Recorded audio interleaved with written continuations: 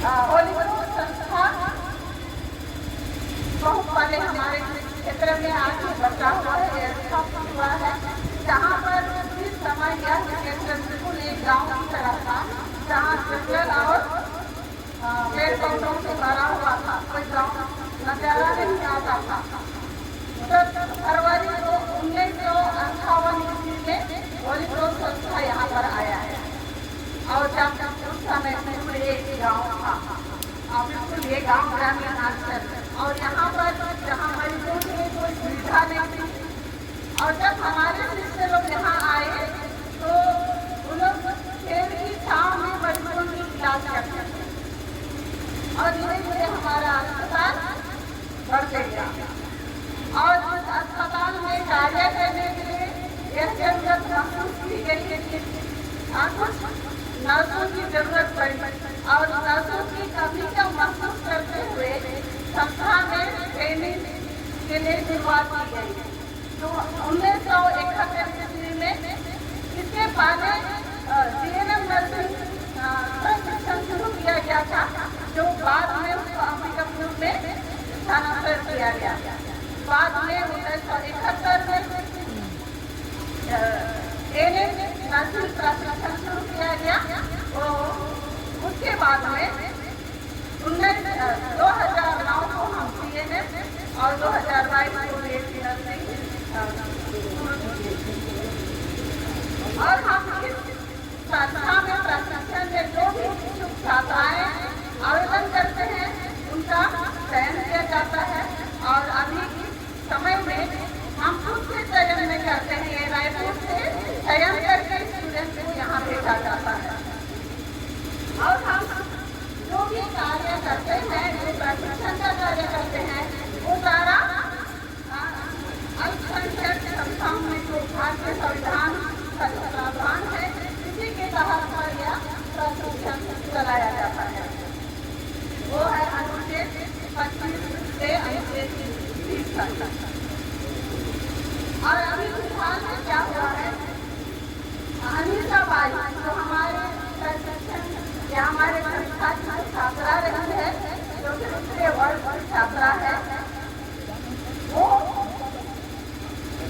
पहला साल दूसरा साल नियमित रूप से प्रशिक्षण के लिए अपना कार्य समाप्त किया। तृतीय वर्ष में उन्होंने कई बार अनुपस्थित रही, विशेष रूप से जहाँ उसको प्रैक्टिकल करना पड़ता था हॉस्पिटल में जाकर, लगातार 3 महीने तक वो अनुपस्थित थी। इसलिए उसे कई बार उसको याद दिलाया गया कि परीक्षा के लिए उसको अवसर कार्य पूरा करना है, लेकिन उन्होंने कभी उससे सुधार नहीं लाया और पूरा करने की कोशिश नहीं की। और उन्होंने 15 जनवरी को एक लिखित रूप से पत्र दिया जो 21 जनवरी तक पूरा कर लेंगे, तभी उसको परीक्षा में परीक्षा लिखने के लिए अनुमति दिया जाएगा। वो खुद लिखित ही है, लेकिन इसके बावजूद उन्होंने उसमें कोई सुधार नहीं हुआ, एक कार्य भी पूरा नहीं किया। और इसके साथ ही आंतरिक जो परीक्षा लिया जाता है प्रैक्टिकल का 2 विषय उनका है, उसको उन्होंने नहीं किया, वो आई ही नहीं जिस परीक्षा था। और उनका लिखित परीक्षा 17 मार्च से था, उन्होंने 17 मार्च को एडमिट कार्ड लेने के लिए आई से एडमिट कार्ड दिया गया और होने के बावजूद आपके परीक्षा में बैठने दिया गया, उससे परीक्षा लिखने दिया गया। और 27 मार्च को उसको प्रैक्टिकल परीक्षा देना था। प्रैक्टिकल परीक्षा के लिए कम से कम उसको 75% अपना कार्य पूरा करके दिखाना था। इसके लिए उसका जो कार्य तैयार करती है उसमें प्राचार्य का हस्ताक्षर की जरूरत होती है। तो बिना पूरा के अधूरे कार्य पर हम हस्ताक्षर नहीं कर सकते हैं, इसलिए प्राचार्य ने उसमें हस्ताक्षर करने के लिए मना कर दिया। उसको यह बोला गया कि आप आकर अपना कितना प्रैक्टिकल करना है उसको पूरा कीजिए। इसके बावजूद वो बिना हस्ताक्षर लिए अपने से चली गई प्रैक्टिकल परीक्षा देने के बाद वो पुनः शाम को आई, शिक्षक से पुनः आग्रह करने लगी कि उसको हस्ताक्षर दिया जाए। पुनः प्राचार्य ने हस्ताक्षर करने के लिए मना कर दिया और 28 को वो पुनः आई हस्ताक्षर के लिए। फिर से वही याद दिलाया गया उसको कि आप अपना कार्य पूरा कीजिए, अपना कार्य पूरा करने के बाद ही हम आपको हस्ताक्षर देंगे। उसके बाद उन्होंने अप्रैल को आई और उन्होंने शिक्षक को धमकी दे के बोली कि आप देख लीजिएगा मैं क्या कर सकती हूँ। ये बोलते हुए उन्होंने ऑफिस से चली गई वहाँ से और उन्होंने कई तरह के षड्यंत्र रची और उन्होंने धर्म की आड़ में संपूर्ण संस्था को बदनाम एवं धमकी दी है और मीडिया द्वारा एक से समाचार प्रचार हुआ है जैसे दोनों पक्षों का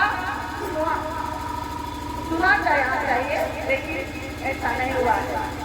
जैसे प्राकृतिक न्याय का सिद्धांत है कि दोनों पक्षों को सुनो और ये हम पूर्ण रूप से कर सकते हैं कि सुनिश्चित रूप से ये एक षड्यंत्र था। उन्होंने संगठन विशेष का इस्तेमाल किया है, झूठे खबर, अफवाह, नफरत आदि का अंजाम दिया है और हमारी मानहानि की है। राजनीति प्रदर्शन कर अशांति का माहौल बनाया है, मूल मुद्दा से भटकाने और अन्य दोष लगाने के लिए उन्होंने धर्म का आड़ लिया है। बाहरी आंदोलनकारियों से प्रदर्शन कराया है। जब हम लोग से रैली किया गया उसमें हम कई लोगों को जानते हैं, कई सालों से हम यहाँ रह रहे हैं। जो रैली करने वाले बहुत कम फुलपुरी से नजर आए, बहुत कम और बाहर के लोग थे और हम इस पर भी ये कर सकते हैं कि कई लोग उससे जरूर अप्रत्यक्ष रूप से मदद किए हैं। तो हम ये अनुभव किए हैं कि हमारे बीच में अभी विशेष इस तरह का जो हमें केस किया गया है जो कि बिल्कुल निराधार है, बेबुनियाद है, हम उस पर बिल्कुल और ये इस तरह से माहौल उत्पन्न करके हमारे बीच में अशांति और असुरक्षा का माहौल बन गया है। मरीजों में भय का वातावरण फैल गया है। जो हमारे साथ कार्य करते हैं, हमारे विद्यार्थी हैं, प्रशिक्षण प्राप्त करने वाले हैं, उनमें एक तरह की मानसिकता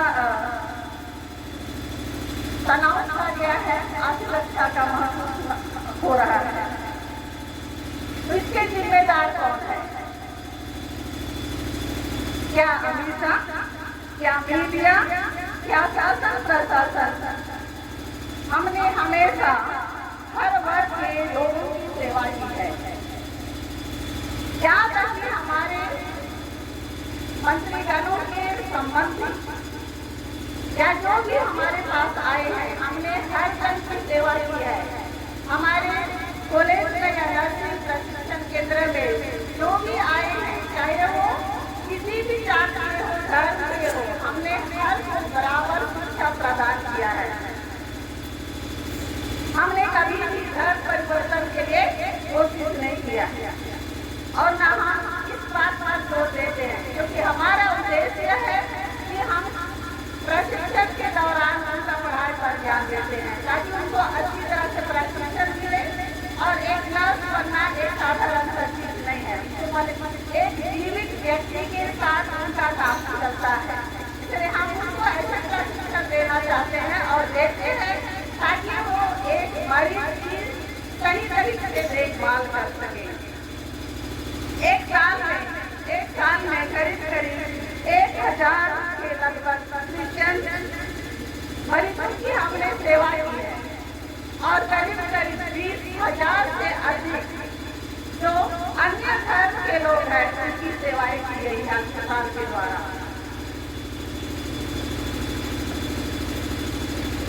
आज भी कई हमारे धर्म के हमारे अन्य धर्म के बहनें प्रशिक्षण प्राप्त कर रही हैं और उनके साथ अभी सभी अपना प्रशिक्षण ग्रहण किया है। जो भी ये हुआ है हम ये सारे चीजों को एक षड्यंत्र मानते हैं और हमें रोज सिखाया गया पर हम अपनी सेवाएं हमेशा जारी रखेंगे। हम इसको कभी भी नहीं रोक सकते क्योंकि हम मानव की सेवा करते हैं। हम चाहते हैं कि शांतिपूर्वक हमारा कार्य चलता रहे और हम न्याय की गुहार करते हैं कि हमें सही न्याय मिले और हमें शांतिपूर्वक कार्य करने की अनुमति दी जाए। धन्यवाद।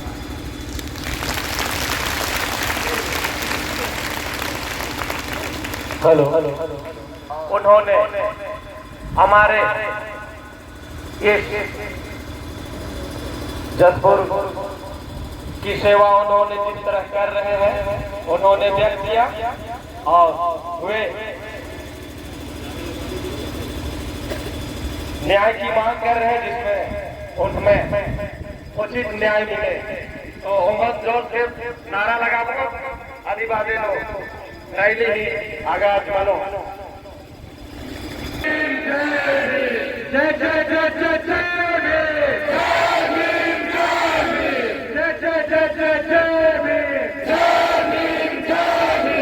सरमान का झूठा आरोप लगाना बंद करो। सरमान का झूठा आरोप लगाना। उसके बाद हमारी रैली